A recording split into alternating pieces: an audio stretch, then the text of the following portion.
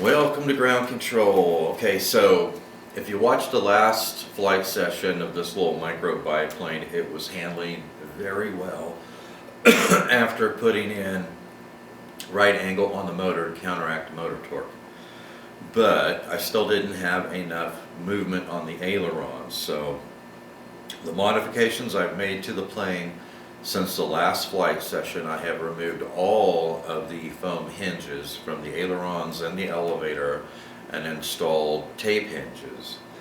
So I could remove the nose weight that I had on it, which is about 5.5 grams of nickel, plus the painter's tape that I had on there to secure it, about 5.5 grams of extra weight that I had on the plane. So I cut out a section of foam on the forward part of the battery slot and moved it to the back to shift the battery slot forward.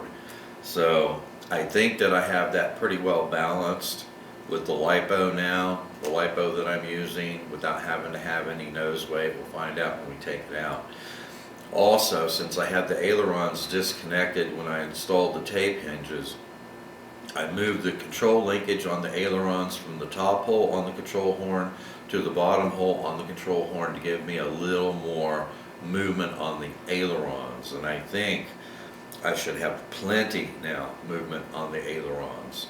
I just think that that 2-gram servo was having a really hard time moving all 4 control surfaces with those foam hinges. It was just, I think, providing a little too much resistance for that servo. The all-up weight on the plane now, with the carbon reinforcement and all the tape hinges, removing the nose weight, is 70.4 grams.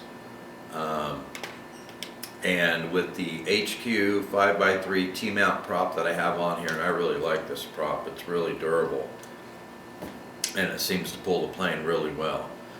I did load test the plane in a static position at full throttle with a fully charged LiPo. Of course, these LiPos are really old, so I think the voltage on the battery when I tested it was right around 8.3 volts right after I charged it. But it pulled 5.7 amps in a static position at full throttle with that LiPo. So if you're going to source a LiPo for this plane, I would suggest that whatever you get, whether it's a 300 like I have, a 200, a 250, make sure that whatever you choose is going to be able to provide a sustained amount of power of, I would say, 8 amps minimum.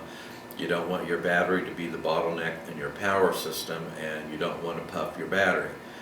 So I would say if I was selecting a battery for it, would be a battery that can provide a minimum sustained 8 amps of power, because you're pulling 5.7. Gives you a little bit in reserve.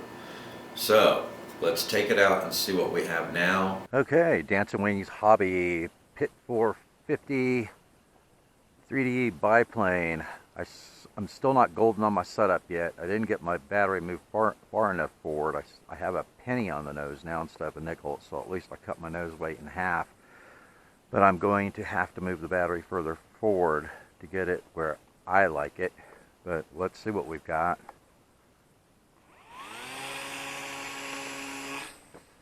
I still have a lot of tuning to do with it. But let's see what we have as far as aerobatic capability now. Ooh. That was a fast roll, wasn't it?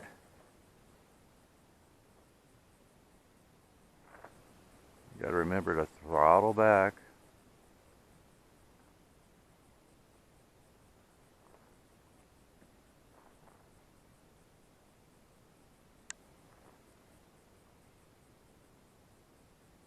Yeah, I got a ways to go yet. Oh yeah. we definitely have a lot of throw on it now.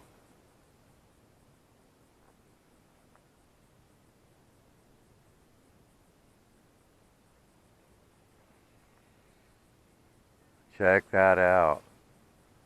Now that's an aerobatic plane.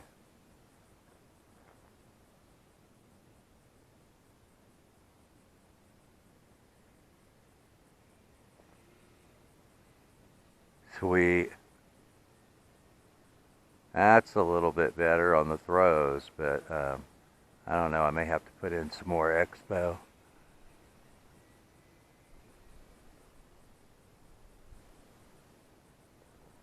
And let's bring it back down a little bit.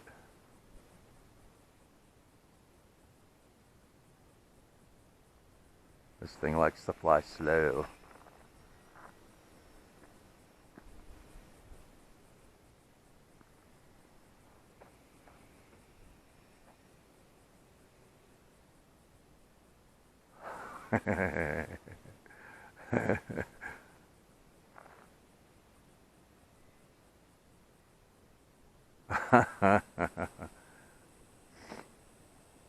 Yeah, I think I've got to put some expo in.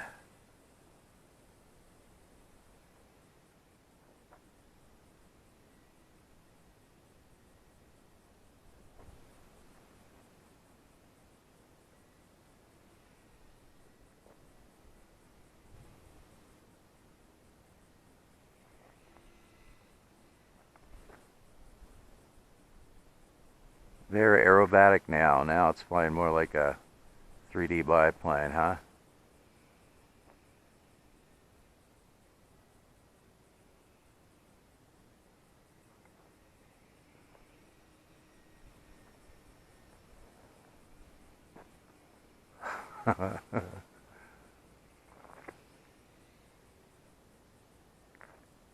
Now, I am definitely not a 3D expert by any means. I'm not even intermediate when it comes to 3D planes. I'm more of a novice. But pretty cool.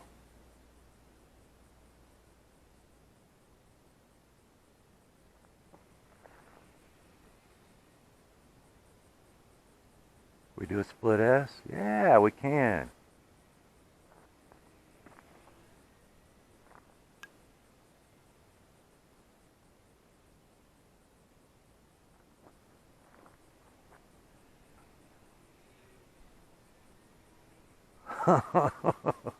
I've got a lot of tuning to do yet.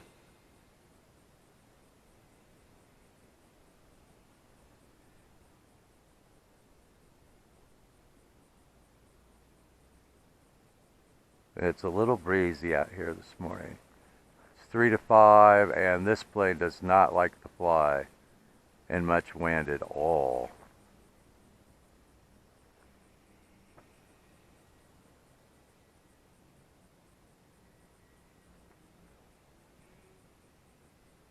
Pretty slick though, huh?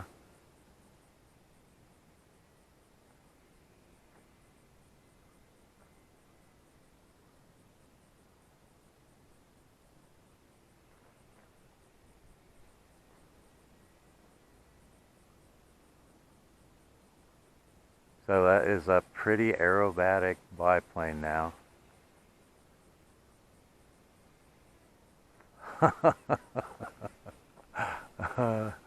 I hope I'm getting this on camera. I'm trying to play it in, close. Okay, so let's bring it in.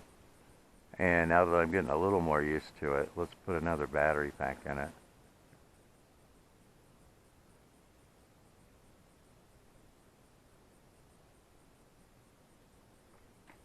All right.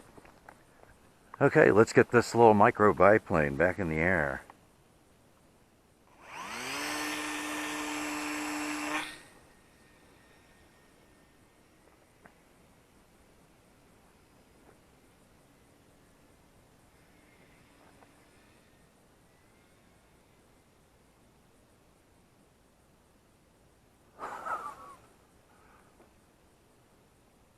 All right, let's bring it down a little bit.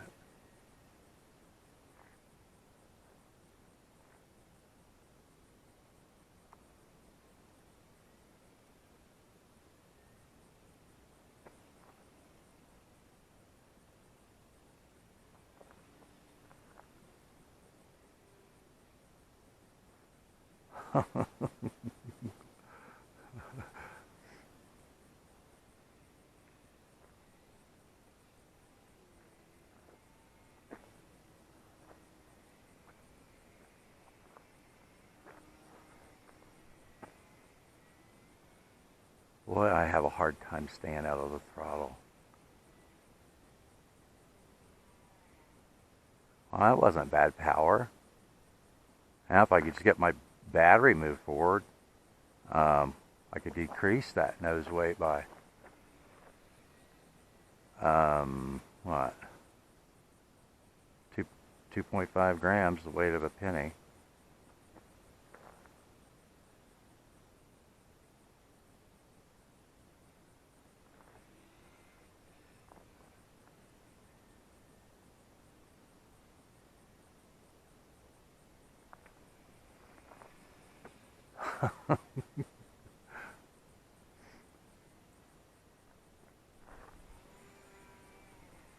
Yeah, that's not bad.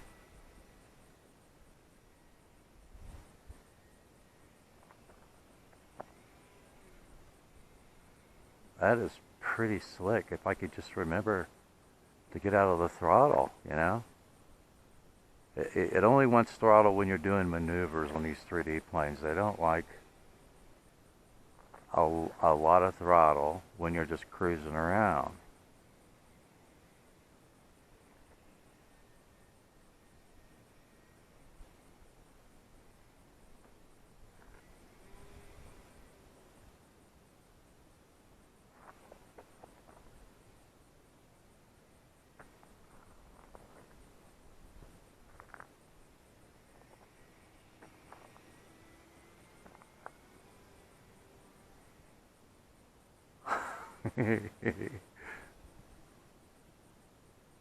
This is pretty fun, but it's gonna take some time to get used to, that's for sure.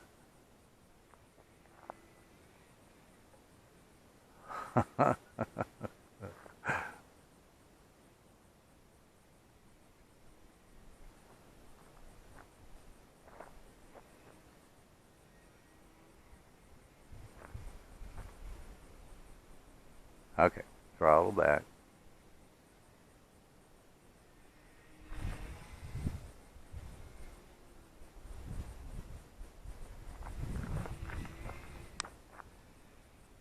Well, I'm afraid I'm not giving a really good demonstration of a 3D plane here,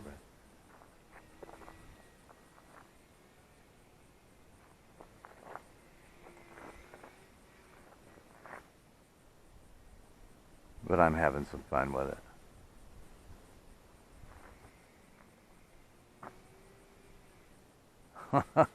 That thing whips around. All right, throttle back.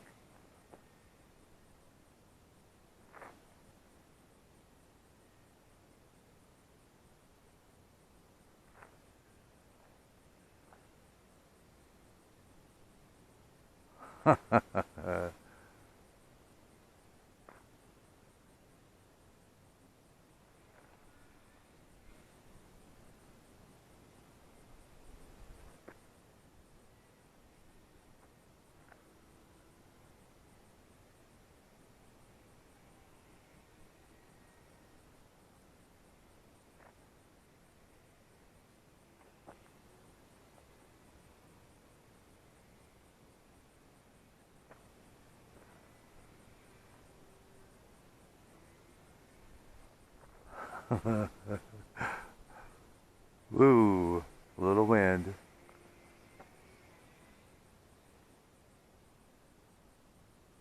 Oh, isn't that cool?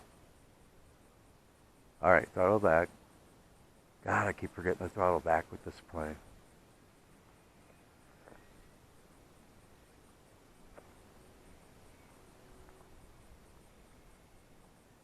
Oh, man, I hope I'm getting this one. That was pulling a vertical pretty good. And I'm about at the end of my battery pack. Ooh. All right.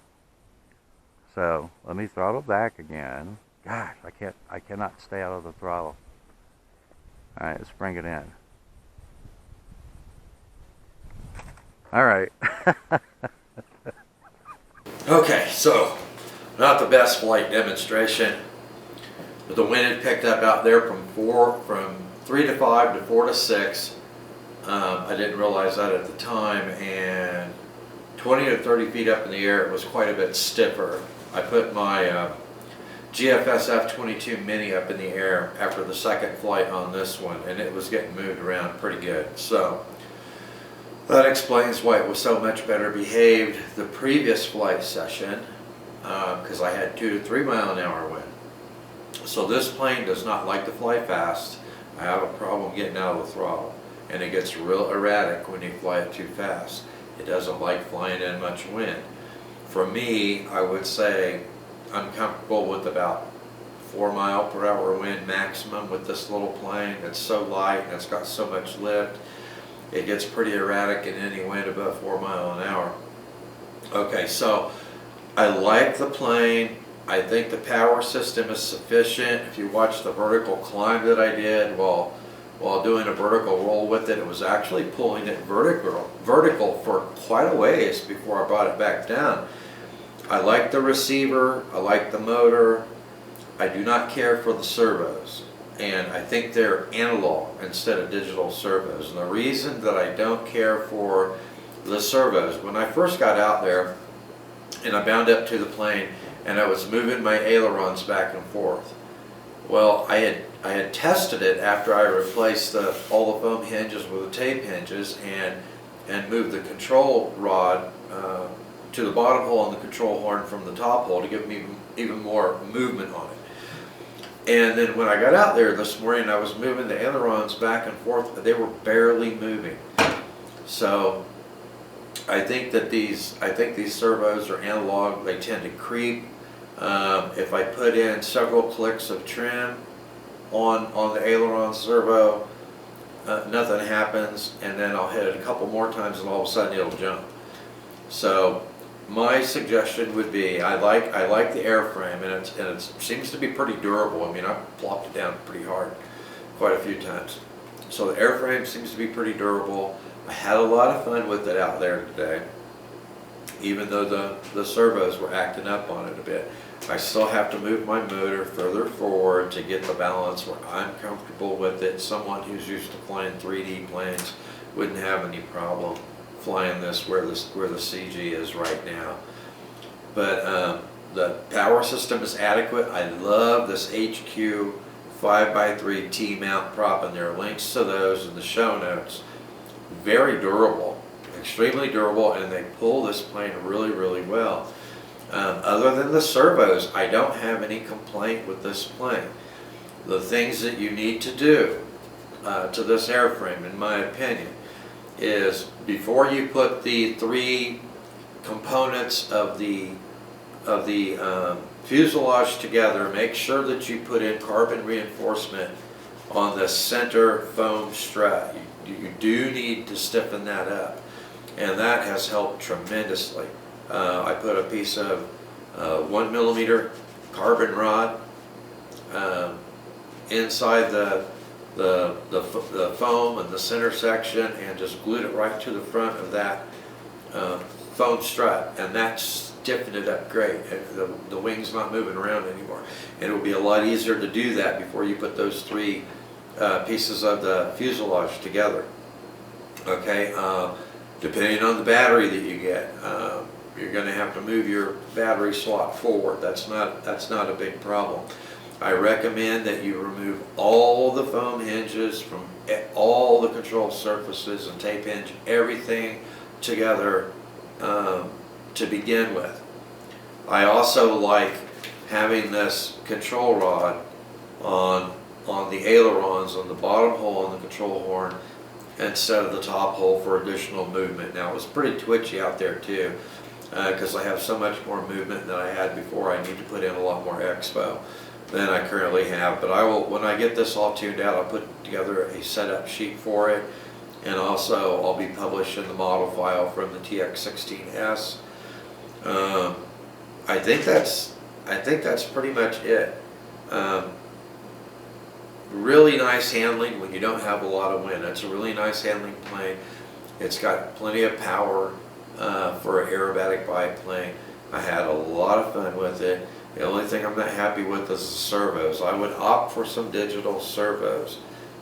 2 gram servo for the ailerons, 1.7 gram servos for the rudder and the elevator. That's my only complaint, is that the analog servos tend to creep, and they're not exactly consistent in the amount of movement that they have. And so it makes it difficult to fly when you've got, you know, your rudder creeping on you and your elevator creeping on you and your ailerons creeping on you. I had the same problem with my Aerobatic 3D plane, with the rudder servo creeping on me all the time. I had to retrim it every time I got it near. So other than that, I think it's a fantastic little micro biplane. My very first biplane, very aerobatic, extremely lightweight, and I think you could probably fly this indoors in the winter too, because it likes to fly very slowly. The ESC on the receiver, I had no complaints with that. The throttle, I didn't have any glitching on the throttle. It was nice and linear and smooth the whole time.